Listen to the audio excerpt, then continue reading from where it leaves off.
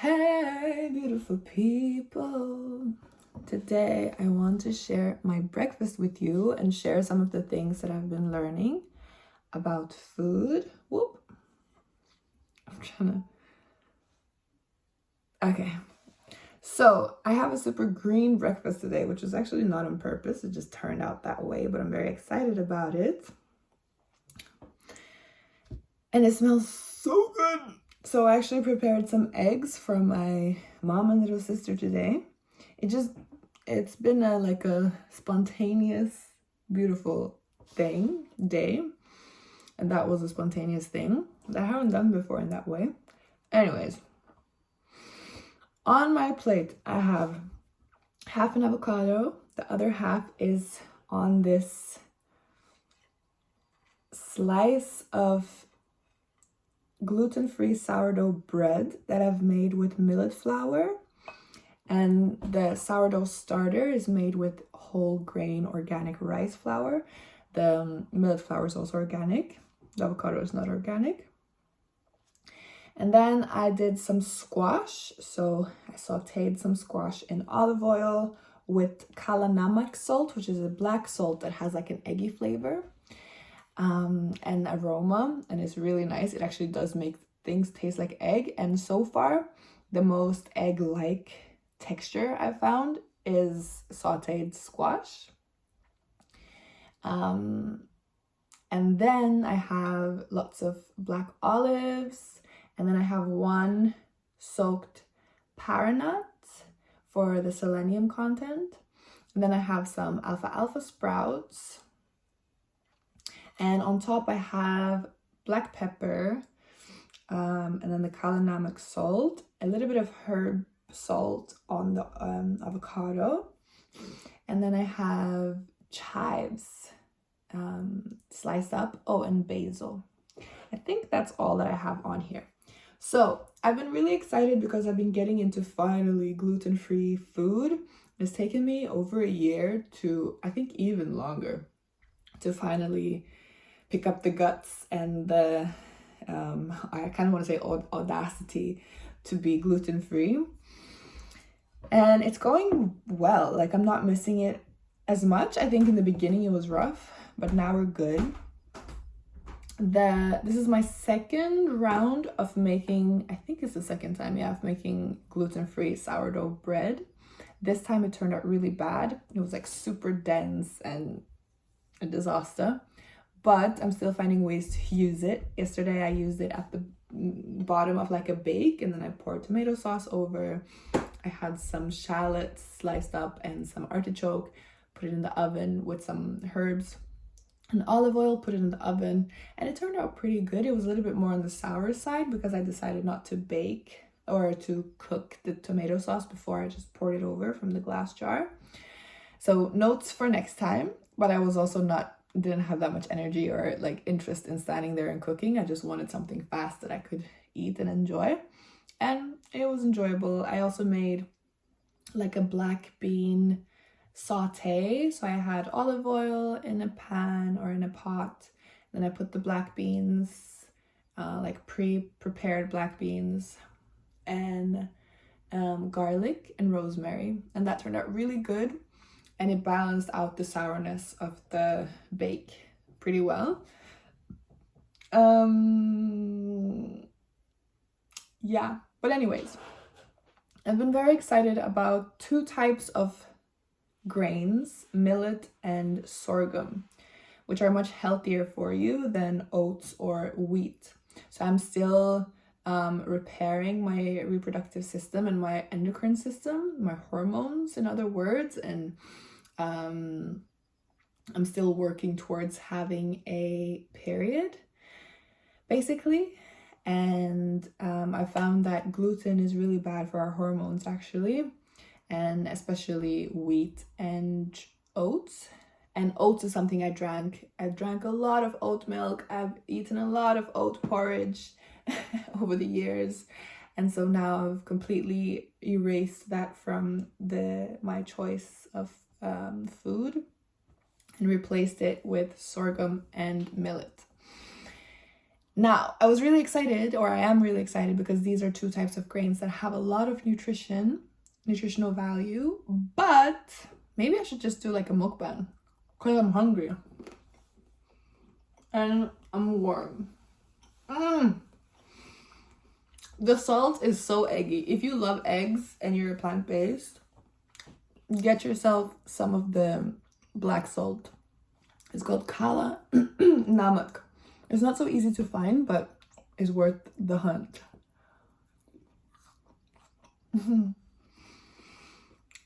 Just get a few bites in.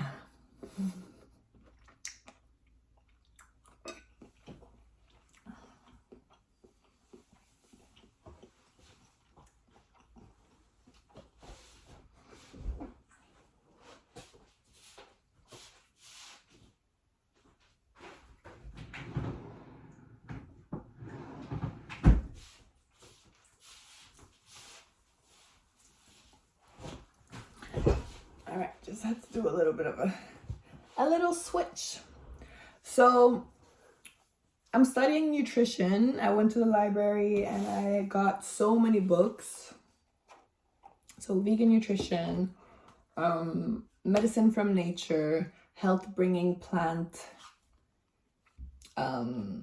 chemicals or things, flavonoids, stuff like that. I haven't gotten into these yet.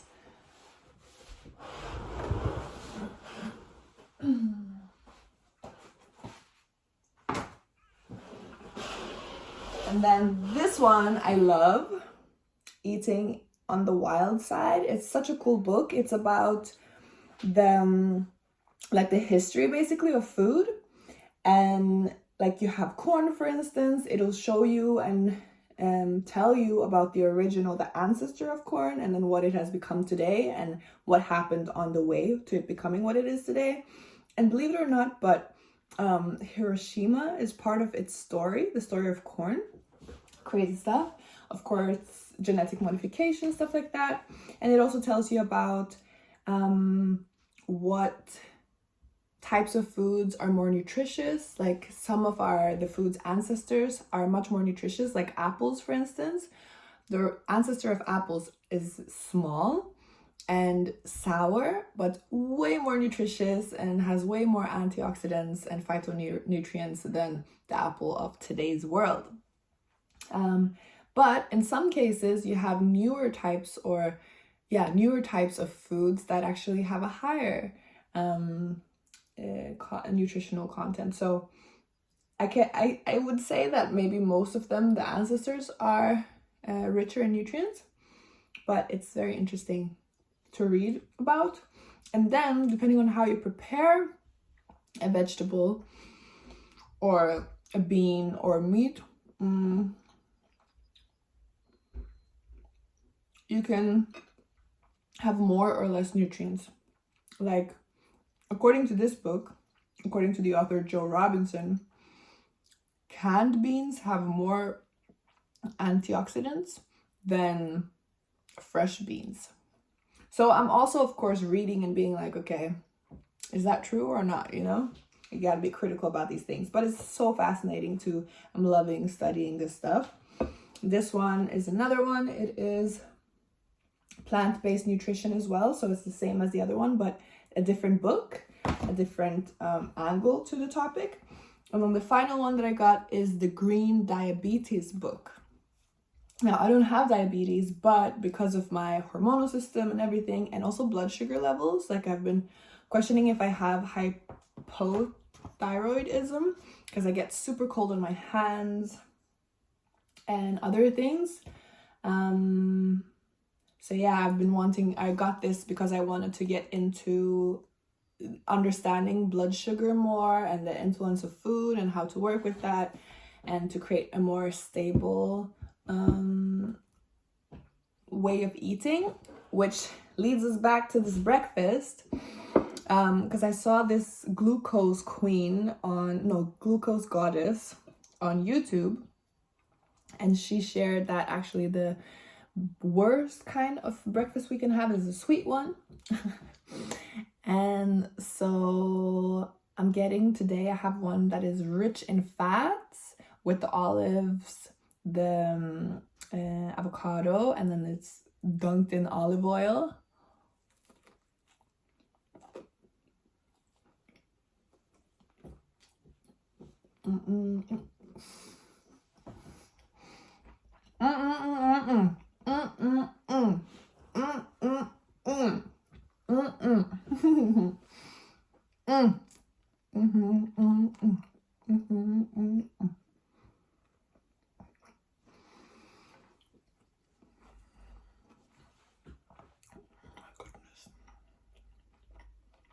Oh my.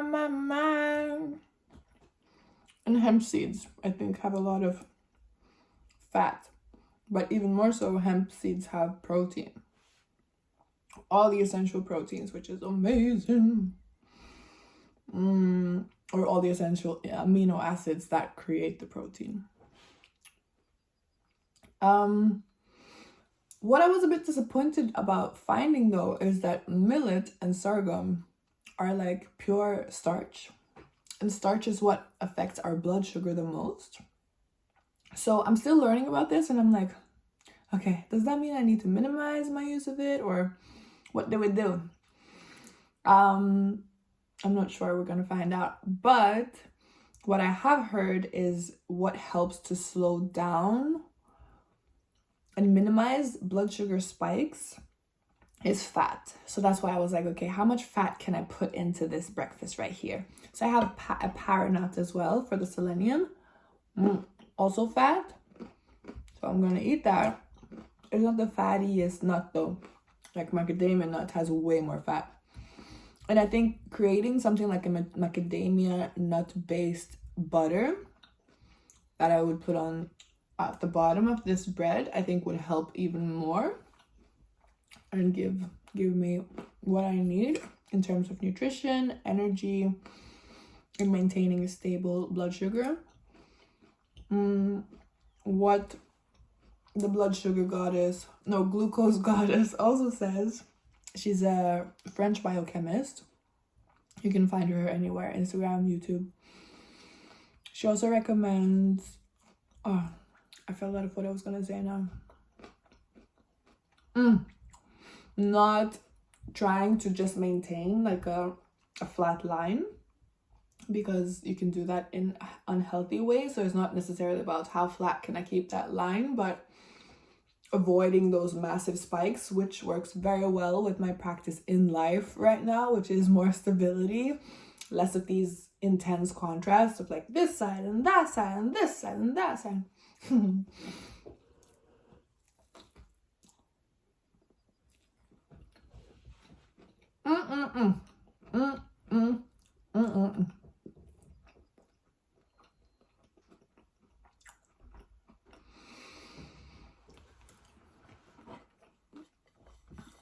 All right, that's all I wanted to share. I would love to be on here and finish actually the meal on camera. If that's something you're interested in, let me know. I think for now I'm feeling a little bit pressured to eat faster, and I don't want to eat faster. I want to enjoy the food. So I'm gonna end the video here.